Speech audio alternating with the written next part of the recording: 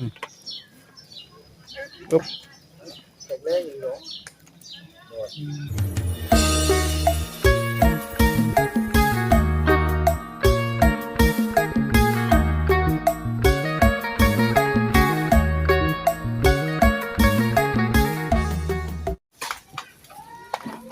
กับทักทายสวัสดีและสบายดีเด้อเพื่อนพี่น้องซีเบิร์ดทุกคนเป็นทางฝั่งไทยฝั่งลาวตามเฟซทางโน้นยินดีต้อนรับเข้าสู่ช่องหนวดพาเพิ่นคือเก่าเนาะพี่น้องเอาพี่น้องเอ้ยมื้อนี้ก็ฝนกระตกมาพี่น้องเอ้ยบ่ใส่ไม้บาดพี่น้องเสียงกระพู้ว่าสิเป็นได้ใดเนาะบาดนี้ยันบ่ได้ยินแน่บ่ได้ยินแน่ขอโทษขออภัยเด้อพี่น้องเด้อเนาะเอาฝนตกฝนลินพี่น้องเนาะน้องหนวดก็ได้เข้ามาหาทั้ง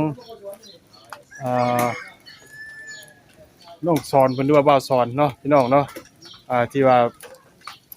เป็นเครือข่ายญาติเดียวกับของน้องน้ำเพิ่นเนาะที่ว่าได้น้องน้ำเพิ่นได้ว่าเล่าให้ฟังเมื่อวานพี่น้องเนาะเป็นญาติพี่น้องเดียวกับทางแม่เพิ่นว่าเนาะตำรวจก็ได้มีโอกาสเข้ามาเยี่ยมมายามเพิ่นมื้อนี้พี่น้องเลยเข้ามากับเพิ่นกำลังขุดเสาบ่ขุดอีหยังนี่แหละเนาะตัวอยู่พี่น้องเลยเนาะไปในใดก็เดี๋ยวไปเบิ่งไปส้มกันเนาะพี่น้องโธ่เจ็บสังกันนี่โอ้สบายดีเด้อโดสบายดีทั้งเฮิบน้ำเนาะหมอก็บ่ได้โดยกล้ามดีเนาะเด็กคือได้โบเนาะโบคืออันนี้นี่แบบว่าหุ่นแบบหุ่นได้แบบคุณได้แบบบ่หุ่นได้แบบอันนี้นะได้แบบพี่น้องแบบว่าหุ่นแบบพร้อมแต่ว่าแข็งแรงค่ะนะเนาะกล้ามกล้ามแล้วเนี่ยผมพี่น้องอันนี้เฮ็ดแต่ให้แต่สวนเนาะบ่ชอนเนาะอันนี้เป็นทั้งน้องชายของผัวน้องย่าเพิ่นพี่น้องเอ้ยแม่นได้บ่สอนแม่นบ่จะเจ้ามีพี่น้องกันจักคนบ่สอนมีแค่3 คนเจ้าเป็นลูกคนสุดท้องบ่โดย89 ปียังบ่ทันได้มีครอบครัวพี่น้องเอ้ยน้องเพิ่นก็ได้แต่ว่าเห็นทั้งคลิปของเบาจันน้องเพิ่นลุกมันลีเด้อน้องเพิ่นนี่ก็ปวกขึ้นเนาะได้จังว่าเราขุดปวกออกนี่นะอันนี้เพิ่นสิเฮ็ดขึ้นครัวใหม่บ่นี่นะโดยบ้างมื้อเช้านี่ได้นี่นะเห็นแต่ในคลิปอันของบ่พึ่งเพิ่นเด้ป้าตัวเฮ็ดยังบ่ได้บ่เนาะยังบ่ได้บ่บ่ตีโยกโอ้จุบตับมาทางนี้นี่เนาะปึ๊บแข็งแรงอยู่เนาะเฮ็ดปึ๊บไม่ยังมันคือแก่นแท้นี่โอ้ไม่นี่มันไม่ดูซะบ่ยักเนาะไม่ดูยักพี่น้องเอ้ยตายถ้าเหลื่อมลุงหนวดจะปิดแล้วบ่นั่นน่ะยังแล้วเอายังก็ไปแม่ฉันไปแม่บอกกับหมู่ตัวเองท่านปิดอ่ะบ่ปิดแล้วผมปิดแล้วน่ะผมปิดเรียบร้อยแล้วโอ้ยช่างเป็นพี่น้องเอ้ยมาถ่ายท่ามกลางมันฝนตกต้องให้สัญญาณไหนพี่น้องเอ้ยสัญญาณมันเปลี่ยนเลยแม่พี่น้องเอ้ยอันนี้ก็เป็นทางเฮือนซ่านของเพิ่นเด้เนาะโอ้ยพี่น้องเอ้ยทางเฮือนของพี่น้องเอ้ยลูกมาถ่ายของมาสอนเพิ่นเนาะเฮือนซ่านของเพิ่นพี่น้องเอ้ยเนาะก็เสียงดังเต็มดิยับไปรู้ได้ยับไปลำจกปุดไปมันที่มือเนี่ยมันที่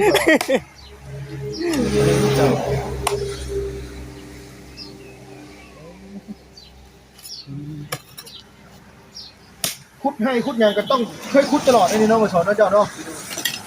ต้นมือก็เป็นวัดเนาะคนเคยเลยเบิ่งเพิ่นคุดบางถ้าลงเสียมลงอย่างนึงแบบว่าเพิ่นแบบว่าเพิ่นเคยเฮ็ดเคยทำอ่ะนะน่ะผมตกฝุ่นลิ้นยังบ่อยู่เลยพี่น้องกินแล้วเข้านะกินแล้วแต่ยังกินมื้อนี้นะกินเบาบุญกับเบาเคยลากับเบาจันชื่อยัง ซื้อลาม ซื้อลาบ กินได้เช้า กินในเช้าตอนเที่ยงยังทันกินซ้ำบ่โอ้พี่น้องเอ้ยข้าวเที่ยงยังบ่ทันกินเดี๋ยวอันจบคลิปเดี๋ยวสิเล่นไปซื้อลาบมาให้น้องเพิ่นก่อนโอ้เอายังเอาบ่ลาบเอาบ่ ย่าง ลาบยังอยู่บ่ Ờ. ลาบยังอยู่โอ้มีหยังเด้อยู่รถพี่น้องเอ้ยโอ้เฮ็ดไปเมื่อยสิก็มีแต่นุ่มมันแหละ กินอยู่บ่นุ่มกินบ่นุ่ม Kín. นุ่มก็กินเนาะบ่สอนอันเบ่สอนนี่อันยาสูบบ่ได้ เนาะพี่น้องเนาะครับบ่มีแล้วฝากเดี๋ยวต้อนน้องเพิ่นเนาะพี่น้องเว้ยน้องก็ได้ซื้อได้ขนม2ห่อเนาะมาให้เพิ่นเนาะแล้วเห็นออกร่างกายเมื่อย เนาะก็เลยยำเคี่ยวเล่น เมื่อยสอนด้วยเจาะกินรถ ขอบใจลูก เติมพลังแก้ใส่รถนะเอามันตอนนี้รถ เลย เอาเบิ่งกาม อ๋อใหญ่กว่าก้าวลุงเพิ่มอีกก้าวลุงเพิ่มบ่ได้มีอย่างนี้น่ะ ขี้โพอันนั้น ได้ เนาะข่อยมันเว้าอยู่น้องมันเน็ตจนขาจนชันพุ่นน่ะเมื่อยแก้ให้แล้วนี่ก็บ่บุญเลยเอาว่าสิแก้ให้มั้ยโอ้ยเนาะเหงื่อบ่เหงื่อไหลใครย่อยปกๆๆก็มันชันเนาะเอาชันแล้วเมื่อยอีเพิ่นสิโตเด้อเฮ้ยหย่ำเบิดกล่องแล้วเป็นยังฉันโดยสี่นะเราอ่ะโอ้เนี่ยมันน้อยนึงหย่ำแล้วอ่ะเอาด้วยขอบใจบาทเดียวโอ้ใหม่เฉยเนาะเมื่อกี้มันเป็นควันโอ้ใช่เนาะ ผู้ป่วยเซ็ตกระโหลกบัด จะมันย่างรถกล้วยได้เลยล่ะพูดได้ โอ้กล้วยหอมเลยเนาะ กล้วยยังบ่สอนนะบ่สอนบ่เพิ่นเอิ้นกล้วยหยังกล้วยหอมบ่กล้วยหอมตัวสั่นน่ะเนาะกล้วยไข่น่ะเนาะกล้วยหอมกล้วยไข่โดยมาแต่ได้บัดนี้เนาะโดยยินดีที่ได้รู้จักนะบ่สอนเด้อโดยเอา เนาะยินดีที่รู้จักผู้ว่าสอนเพิ่นเนาะลุงหนวดก็มาใหม่พี่น้องเว้ย ตั้งเอาอยู่บ่ฮะ Chắc thời. ฮู้จักแล้วฮู้จักเลยฮู้จักบ่ เรายังบ่ฮู้เลยเนาะเราก็เพิ่งเคยเข้ามาหาครั้งแรกนี่ เนาะ เนาะ เอาไปเก็บไว้ก่อนก็ได้นะเนาะเก็บไว้ทาง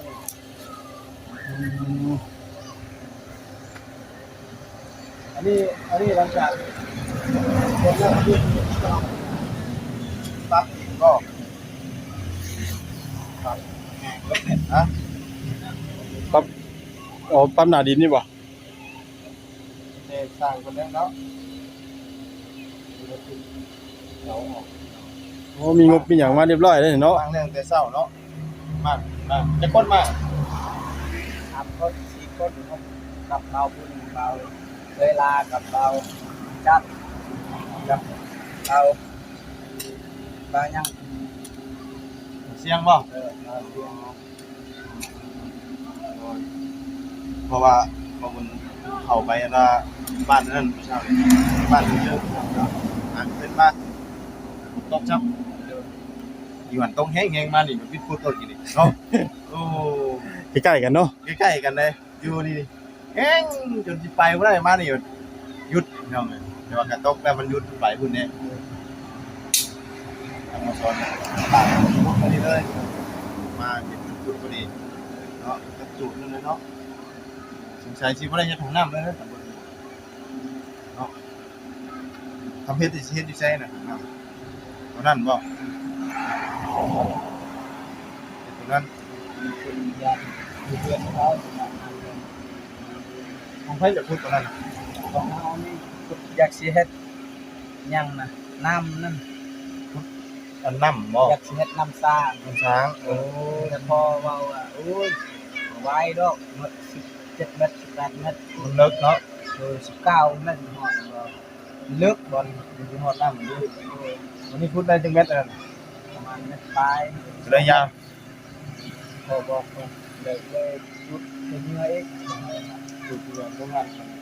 เราเลย ผมเนาะเพราะว่าถ้าพุดน้ำช้างมันเลิกเนาะ17-18 เมตรโอ้โหคือสิพุดแล้วเนาะ มันดินบ่อ่อนดีติ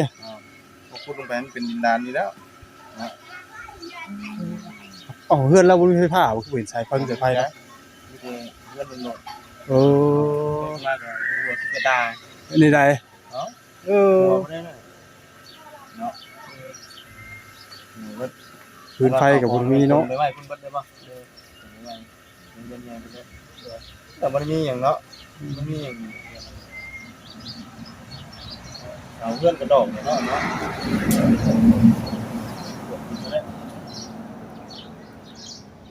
กัดตัวไง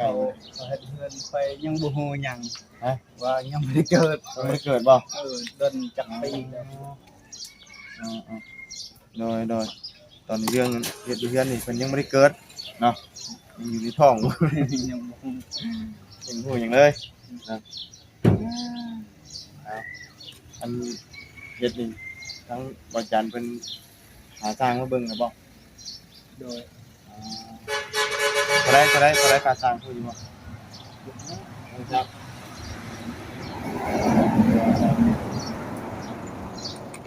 ว่าบ้านก่อนเนาะ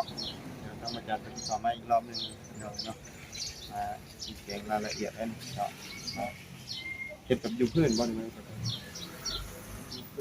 อยู่พื้นได้เนาะอยู่พื้นก็สบายเด้เนาะบ่ได้ขึ้นไปลงเอาไปเฮ็ดออกพื้นไงเพื่อเขาได้เพื่ออนาคตได้มากแล้วมันก็สิสบายได้ที่จะพื้นบ่ต้องเฮ็ดกับติดกันเนาะบ่ต้องว่าต่อใช้เงินนะมันจังเวลามากเอามามีเงินมีคำเนาะได้มากเฮือนหลังใหญ่มันจังบ่ได้นะอันได้มากกว่านี้เนาะเฮาบ่ได้ต่อจะติดกันเด้เฮ็ดคนละอันสบายบ้านเป็นตัวบาซอนพี่น้องเอ้ยเนาะมาเห็นเพิ่นกำลังคนเตาตุ้ยอยู่แต่ไม้พวกนี้เฮาสิไปเฮ็ดจังบัดนี้เผาถิ่มเบิดเลยบ่ดังไฟไว้ดังไฟเนาะตัวเตาตัวน้ำเลยตัดก่อนเลยเนาะเลยต้องตัดก่อนพวกเสาพวกนั้นแต่ว่าไม้แก่นทางใดไม้ไม่ดูจังมันเพแล้วมันกินกินปวกกินพวกหยังเนาะนี่มีแต่ปวกวะมึงบ่นี่มึงปวกเลยได้มองเขาน่ะผมตกใส่ได้ยังคุดได้นี่ครับผมตกใส่คุดได้เนาะนี่ยกกล้วยได้นี่น่ะมีอันเดียวนี่บ่ที่ว่าอันเวลาไปกล้วยชวนบ่เอากลับไปก็มาบ่นี่น่ะเนาะเอาประจำตำแหน่งเจ้า ไปชวนเมื่อวานนี่ไปชวนกล้วยเมื่อวานไปชวนมันเมื่อวานประมาณ8 โมง 9 โมงก็เมื่อมางเฮือนโอ้ว่านนี่ได้โดยบ่ได้ไปชวนกล้วยเนาะบ่เพราะว่านี่เพิ่นไปซื้อเนาะเราว่าเราบอกว่าสิพาไปชวนกล้วยโอ้บ่นอนอยู่ไกลมาบ่ได้แล้วไกลครับเอาผมก่อนสมมุติว่าน่ะได้เลยใหม่เลยเนาะนี่เปลี่ยนโอ้คอนครับเป็นซิมติส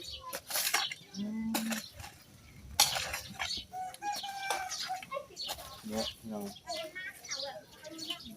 เราขุดเองเนาะหมูซอยหมูบ่ได้มีหมูมาซอยทุกคนบ่เขาเบียดงานเขาจัดการจะเฮ็ดเองเนาะอันนี้ได้เฮ็ดเองเลยนะเพื่อนนี่หลายคนฮะว่าเพื่อนเป็นเพื่อนบ่หลายคนแบบเขาย่อซอยมันนักโดยมีเบ้าหม่างตีลงเนาะโดยอันนี้มองขี่ตะไคร้ได้คนกลุ่มมาตอนขึ้นมา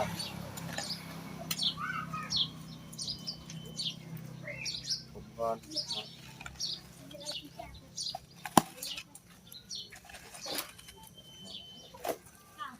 เฮ้ยนี่ก็กองไว้ก่อนเนาะโดยบ่ได้สิเก็บเนาะ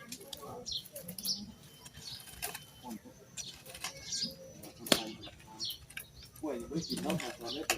โดยไหม้หมดแล้วโดยชุบนั่นไปรวบเลยไปสิได้เนาะไหม้แล้วครับ ฮะใหม่แล้วมวยมันบ่ได้กินเนาะมันเหี่ยวเลยแล้วบาดเหี่ยวครับแล้วบาดเนาะงานเพิ่นป่วยงานครับปะไว้ได้บางเทื่อมันรอดเนาะโดยมันรอดก็ได้กินอยู่แล้ว มันหมายจะใบมันบ่ ไม่สบายเป็นเติร์ดบาดนี้เพราะว่าเพิ่นบ้างเลยเนาะลูกจึงปึ้งเอาไงมีแต่รอสั่งไม้สั่งตอกมาได้นี่มาลงนี่ก็สร้างเพิ่นดำเนินการต่อเนาะทางประจันทางบำละวันเนาะเอาทางบุญก็ถือว่ามีทางย่ายใจดีเนาะเงินมา 2,000 บาทเนาะให้บ่บุญสมทบกับประจันสร้างเพิ่นครัวเจ้านี่แหละเนาะทางยายเพิ่นก็บ่ได้ออกชื่อเสียงเรื่องน้ำเนาะฝากเงินมา 2,000 บาทให้บ่บุญสมทบกับประจันเด้อเฮ็ดเงินครัวให้บ่ซ้อนเนาะแต่บ่ฮู้ว่างบทั้งเบิดทั้งมวลมีเท่าใดพี่น้องเนาะแต่ว่าบ่บุญก็มี 2,000 สมทบนี่แหละพี่น้องคนละเล็กคนละน้อยถ้ามันได้เฮ็ดแล้วนี่ห่วยงบนี่มัน เจ็กหลายรถได้อีหยังก็ได้เนาะของมันแพงซุมื้อนี้เอาเนาะสุดท้ายก็มีแต่ให้บ่สอนฝากขอบคุณทางยายเพิ่นเด้อ โดยขอบใจละลายๆเด้อยายเอ้ยโดยขอให้อยู่ดีมีแห้งความจับความไข่ ยายเคยมีความเจ็บอย่าไอความไข่อย่ามีขอให้อยู่ดีมีแห้งขอให้แม่คิดสิ่งใดขอให้ได้สิ่งนั้นได้ละลายๆเด้อแม่เด้อ สิไปอาบน้ำเลยบ่หรือว่าเฮ็ดหยังอีกนี่น่ะ อาบน้ ฮะ ำอาบน้ำ คุณได้ติอาบคุณบ่คนเก่าคนนั้นเนาะ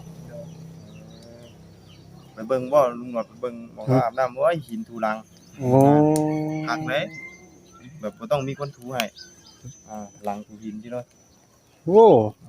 คักกะดีซะเนาะอันนี้ ขี้ไข่นี่โอ้จะกุเหนื่อยออกเนาะคักไหน แล้วก็ยังเมื่อยยังหอบอยู่เนาะ เหนื่อยอยู่เอ้ามีหยังเฮ็ดก็เฮ็ดไปก่อนเนาะเดี๋ยวจะไปอาบน้ำเนี่ยชะๆมันผมไปสิว่าตอนนี้เฮียใช่ตอนมันนั่นน่ะมันเป็นมันคือเวลาน้ำขึ้นไปนั่นน่ะ เดี๋ยวกำลังคุมกำลังจูดเนาะ เสียงรถมันใหม่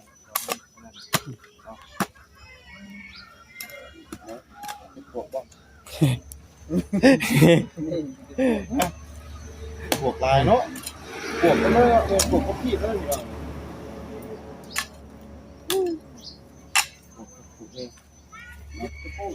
ฮะ อืม โอ้เหยียบอยู่เหยียบอยู่นี่เหยียบตอนมากเนาะ เอาอากาศาตอนอากาศา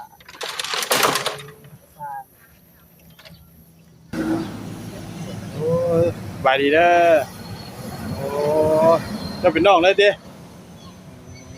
น้องไส้หลาบ่เนี่ยเด้ฮะ ไอ้ลูก อ๋อไอ้ลูกไอ้เพิ่นเป็นไอ้ลูกลุงเนาะเพิ่นมาเล่นน้ำเนาะเดี๋ยวนี่บ่แม่นลูกบ่นึกว่าน้องเพิ่นพี่น้องเนาะสิแปลงได้บัดนี้มาซอยเพิ่นบ่ซอยอันบ่สอนบ่ บ้อม โอ้มาเบิ่งก่อนมาเบิ่งซื้อมาเบิ่งก่อนดิเนาะ เอาไปย้ายก็ดีเด้อที่ใส่น้ำกินบ่ตัวนี้น่ะเอาตัวนี้โหเจาะอยู่นี่ ทางเขาเป็นกลัวอยู่ คือผู้สาวเอา อ้าวติกระปูเนาะสิดูสิเดเนาะ กินตรงนี้ได้อยู่เด้อเอาบ่ฮะเอาไปดิมเด้อ อ๋อยอยากชุบแล้วบาดนี้เอาอาการเนี่ยเนาะ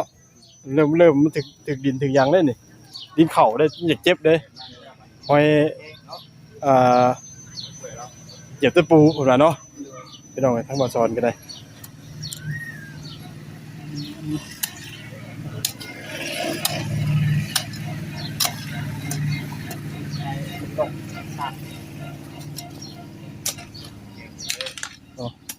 ลุงหนวดก็มาเขามาหาน้องเพิ่นเป็นครั้งแรกพี่น้องเอ้ยเนาะเคยเห็นลุงหนวดนี่บ่เห็นนี่บ่บ่เคยเนาะเพิ่งมาครั้งแรกชื่อลุงหนวดเด้อจำเด้อเอาชื่อลุงหนวดเนาะว่าเมื่อก่อน ส่วนใหญ่ลุงหนวดสิเข้าไปแต่ทางเฮือนน้องน้ำเพิ่น โดย เฮือนน้องน้ำฮู้บ่ เป็นน้องนางน้องนาง คือจังว่าเป็นพี่ญาติเดียวกันแม่นบ่ฮะ พ่อแม่ คือจังว่าเป็นพี่น้อง ญาติคิดว่านี่เฮือนบ่นี่ อ๋อ เฮือนน้องนาวนี่เป็นญาติกัน เนาะเป็นพี่น้องกันเนาะ โดย อืมพี่น้องทั้งแม่เนาะ โดย พี่น้องเอ้ยทั้งบ่าวสอนมันก็เป็นพี่น้องเดียวกันกับสาวน้ำเพิ่นเนาะ โดย เพิ่นอันนี้กำลังสิมาง ให้เขาพังเสาเลยดิ โอ้สิเอาสิลงคุมเก่าติ เออ